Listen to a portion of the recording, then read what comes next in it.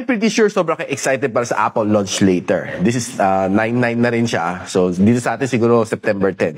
So, I have here already is the iPhone 17 na base variant. Ganda, ang gandang color. By the way, these are dummy units. So, ginagawa siyang molde pang gawa ng mga casing. Was happen to be able to buy it.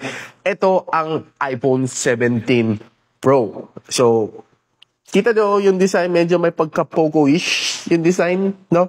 And nandito Apple logo. So, medyo mababa, no? I'm not sure kung the real deal is gano'ng kababa o akit na konti dito. Feel ko somewhere dito is the sweet spot, no? I also happen to have here is the iPhone 17 Air. Honestly, yes, it's one of the thinnest Apple phones ever, no? Probably dating back to iPhone 6 siguro, manipis back then. Pero pakapal. Pero ito siguro, since then, iPhone 17 Air, one of the thinnest so far, And ito, iPhone 17 Pro Max. Max nga, no? It looks similar sa kanyang Pro, no? Na pinalaki lang. You know.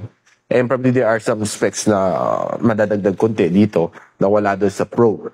So kaya guys, ano ang napusuan ninyo? Si 17, si 17 Air, si 17 Pro o si 17 Pro Max? Let me know in the comments.